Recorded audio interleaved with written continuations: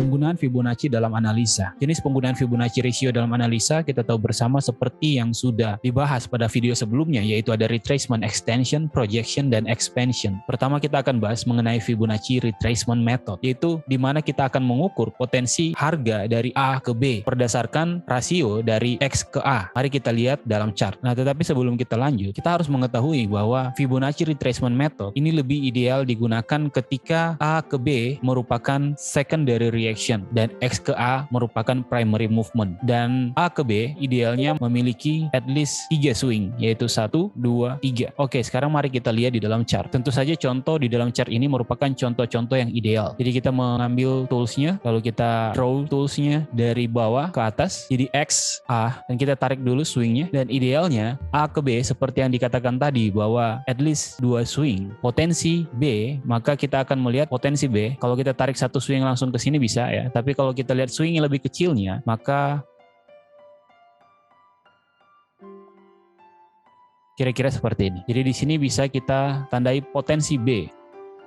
Nah, pertanyaannya adalah apakah B akan selalu rebound atau rejection di level 0,382? Tidak, dia bisa turun sampai ke level 0,886 atau lebih malah. Cuma idealnya kalau B merupakan secondary reaction, maka kita akan mengantisipasi di rasio-rasio seperti 0,382 sampai dengan 0,618. Karena kita tahu bahwa primary movement-nya contoh di sini adalah bullish, maka kita akan mengharapkan bullish itu akan menjadi bullish yang kuat. Karena seperti yang dikutip dari Dow Theory bahwa tren tidak mudah berubah sebelum ada bukti bahwa tren itu sudah berubah. Kira-kira demikian. Maka yang akan kita lakukan adalah kita menunggu untuk melihat reaksi harga ketika harga mencapai rasio-rasio tertentu ini untuk memperhatikan price action yang terjadi. Oke, sekarang kita masuk ke Fibonacci extension. Mirip dengan Fibonacci retracement tadi, tapi yang ini kita akan mengukur A ke B, yaitu B di mana B ini dia sudah melewati X. Pada dasarnya extension ini mirip seperti retracement tadi yang sudah kita bicarakan sebelumnya, bahwa idealnya juga extension ini untuk mengcounter trend, tapi yang di counter adalah trend dari secondary reaction itu. Jadi misalkan X ke A sebenarnya adalah primary dan A ke B sebenarnya itu adalah secondary. Cuma bagaimana ceritanya? Maka kita lihat dari chart. Contohnya seperti ini. Jadi kita mengetahui di sini ada primary movement. Di sini kita lihat primary-nya adalah bullish, sedangkan secondary-nya adalah bearish. Nah, sekarang setiap bearish itu adalah secondary. Nah, kita akan mengukur potensi bearish yang ini. Anggap saja harga sedang berjalan di situ. Ini yang dimaksudkan tadi ya. Jadi X ke A kita tidak perlu menarik garis dari sini ke sini dan menunggu low ini ditembus. Tidak. Tapi kita dapat melihat swing-swing yang lebih kecil. Contohnya di sini dan ini sudah terjadi. Oke. Nah, sekarang kita melihat di mana X-nya. Kita bisa menaruh X-nya di sini, A-nya di sini, dan potensi B otomatis ada di bawah, ya kan? Oh ya, ngomong-ngomong XAB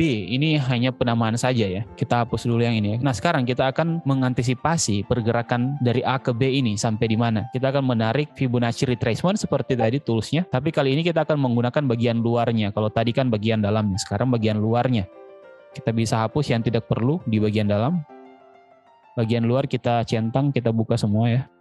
Maka kalau diperhatikan, di sini kita akan mengantisipasi pergerakan dari A ke B, yaitu di sekitar 1,272 sampai dengan ya seterusnya. Tapi karena ini merupakan secondary reaction, maka kita mengharapkan harga tidak akan melebihi dari 1,618.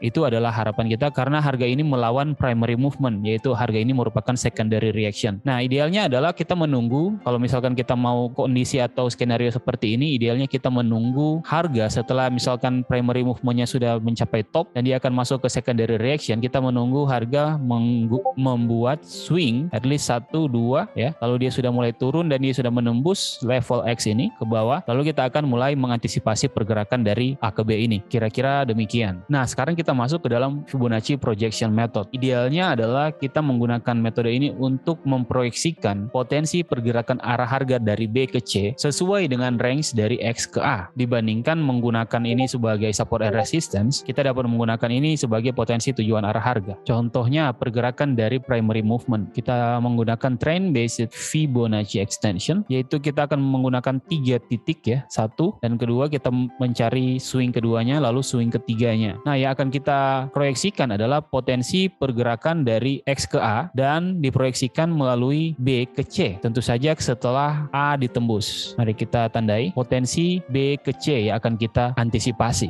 Nah, simpelnya kita dapat sebenarnya menggunakan metode manual ya, bisa dibilang manual tanpa tools untuk kita dapat memproyeksikan XA ke range dari B ke C potensinya. Mudahnya kita dapat select trendline ini XA, jadi range dari XA kita tinggal copy saja, Ctrl C Ctrl V kalau untuk trading view ini, dan kita tinggal arahkan ujung bawah ini ke swing B-nya. Maka kita kira-kira mendapatkan range dari B ke C berdasarkan range dari XA. Jadi 1:1. Jadi idealnya adalah XA sama dengan BC 1:1. Nah, walaupun demikian harga tidak harus menyentuh titik C ini. Oke, yang penting intinya kita udah tahu lah range-nya kira-kira di mana. Nah, kalau kita menggunakan tools, maka kita tinggal menarik 3 titik tadi. Jadi titik yang ini ke X, titik yang ini ke A, dan titik yang ketiga ke B, maka dia akan otomatis mencari 1:1-nya. Ini 1:1-nya di sini, dan ada range-range, anggap saja range kalau saya katakan itu toleransi ya. Misalkan dia nggak harus juga dia harus menyentuh 1 gitu. Kayak bisa saja dia hanya sampai di 0,886 atau 0,786. Tapi berhubung yang akan kita ukur adalah potensi dari pergerakan primary movement-nya, maka kita mengharapkan harga tersebut dapat menyentuh at least 1:1 atau lebih ke atas lagi. Tapi biasanya saya hanya berhenti di 1:1 atau 1:1,3 dan seterusnya. Nah, sekarang kita dapat melihat bahwa ternyata garis-garis ini, coba kita extend line ke right ya, ke kanan. Kita lihat 1:1 adalah di sini. Harga reject. Walaupun ini digunakan untuk potensi target arah harga ya. Kita mungkin akan jarang menggunakan ini sebagai support and resistance, kecuali nanti di Fibonacci cluster. Nah, lalu kita lihat yang kedua di area 1,272 ada rejection dekat situ walaupun nggak kena langsung. Lalu di 1,618 ada rejection. Nah, kira-kira seperti itu. Biasanya kalau saya menggunakan ini ketika A ditembus, maka saya akan menggunakan potensi dari XA sama dengan BC, yaitu kira-kira targetnya di 1, maka kita dapat untuk mengikuti tren dari sini ke kira-kira targetnya di sini. Tentu saja sesuai dengan price action yang terjadi. Oke, kira-kira demikian. Sekarang kita masuk ke Fibonacci expansion method. Ini mirip dengan Fibonacci projection tadi. Tujuannya juga dapat kita gunakan untuk melihat potensi ekspansi dari harga. Jadi idealnya adalah XA dan B ke C juga adalah primary movement. Jadi kita dapat melihat bahwa potensi harga dalam pergerakan primary movement-nya ada pos-pos di mana tanda kutipnya itu adalah potensi tujuan dari arah harga. Nah, itu dapat kita antisipasi dengan menggunakan metode seperti Fibonacci projection yang tadi atau Fibonacci expansion seperti sekarang ini. Mari kita lihat. Oke, kita masih menggunakan chart yang tadi. Untuk Fibonacci expansion, kita sebenarnya tidak perlu juga menggunakan tools. Kita bisa seperti ini karena dia 1:1 idealnya. Jadi kita tinggal taruh rank seperti ini, oke, dan kita tinggal copy paste seperti tadi, Ctrl C Ctrl V, dan kita tinggal, tadinya bedanya kita masuk ke titik sini, tapi yang saat ini expansion kita masuk ke titik ini. Nah, contohnya ini, X, kita tandai dulu ya, X A. Oke, di sini kan harusnya B-nya ya. Oke, B. Nah, tapi A ke B ini sebenarnya kalau untuk expansion tidak terlalu dilihat gitu. Maka potensi C-nya ada di sini. Ini adalah 1:1, yaitu XA sama dengan AC. Atau kita dapat menggunakan Fibonacci retracement tools, tapi kita tariknya terbalik. Kalau tadi kan kita mau mencari B, kita tariknya XA ini, jadi 0-nya di A, 1-nya di X. Nah, kalau ini kita putar 0-nya di X,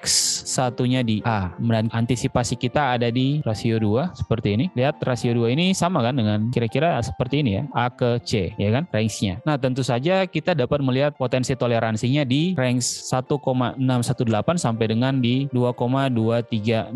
Tapi kita mengharapkan bahwa at least sampai di 2 gitu, karena ini adalah primary movement. Tapi kita lihat reaksi harga ketika menyentuh di 1,618 sampai dengan 2,236. Oke, kira-kira seperti ini. Dan kita lihat yang pertama dia menyentuh di 1,618 ada rejection seperti tadi. Lalu yang kedua dia menyentuh di 2,236 juga ada rejection. Walaupun demikian kita lebih idealnya menggunakan ini sebagai potensi target arah harga, kecuali Fibonacci cluster. Jadi tujuan pemakaian Fibonacci ratio dalam forecasting, yaitu di sini saya membagi tujuan pemakaian dari metode ini menjadi 2 berdasarkan strategi trading pada umumnya, yaitu trend following dan counter trend. Di mana trend following kita menggunakan Fibonacci ratio sebagai potensi target atau tujuan arah harga, di mana kita mengukur dan mengantisipasi tujuan arah harga untuk dapat mengikuti tren sampai sampai kira-kira di potensi target harga tersebut. Idealnya digunakan untuk mengikuti primary movement. Dan sedangkan untuk counter trend, kita menggunakan Fibonacci ratio sebagai support atau resistance. Dalam hal ini, Fibonacci ratio diharapkan dapat berlaku sebagai support atau resistance.